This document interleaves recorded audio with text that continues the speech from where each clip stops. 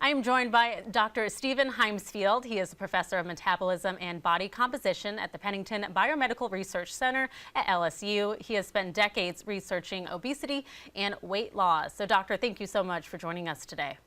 Thank you. And today we want to discuss three different medications: Ozempic, Wegovy, and Mounjaro. They have been shown in studies to help a lot of people lose weight, and two of them are more specifically designed for diabetes. So let's start with these three different medications, and what can you tell me about them, how they work? Well, Ozempic and Mounjaro are both drugs for diabetes, and they both have the same parent molecules called GLP-1, glucagon-like receptor 1. That's a naturally occurring peptide in the body. A peptide's like a hormone that regulates blood glucose levels and appetite.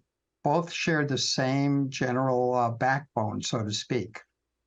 All right, and I understand Mounjaro is a little bit different from Ozempic. Can you talk about that a little bit? I understand it acts on, I think, kind of two gut hormones, right?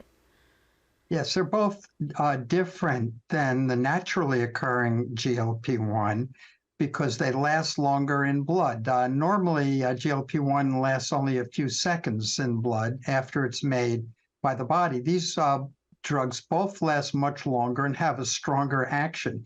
Mounjaro has an additional peptide type or hormonal type of action related to it. So they are different, but again, they share a very common mechanism of action.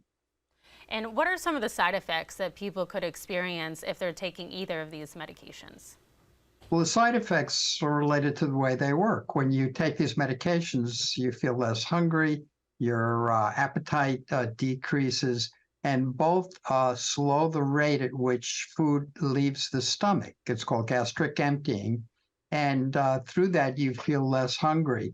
The side effects then are related to that. Often people not only feel less hungry, but they can vomit or they can have other gastrointestinal side effects, which are unpleasant, but they're related to the way these drugs work on suppressing appetite.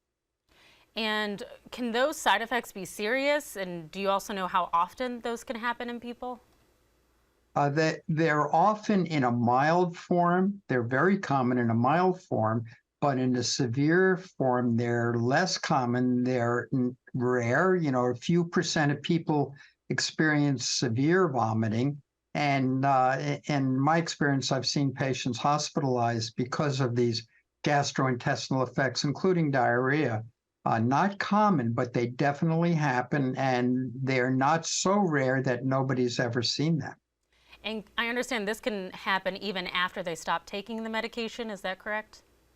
Those side effects can last for a while. These drugs have very long life in the body. You only have to take them once a week. They're both injections.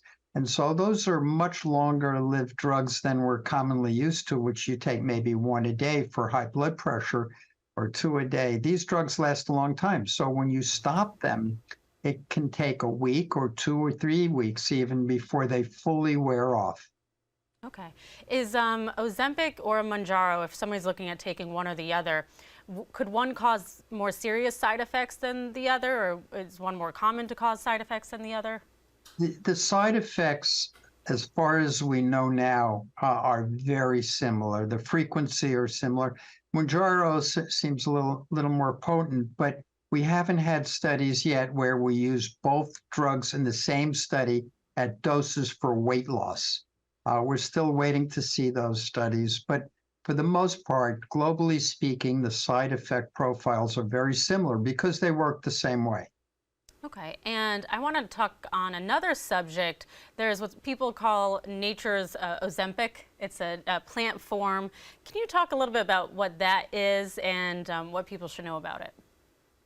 Well, there's some buzz around berberine, which is a plant derivative.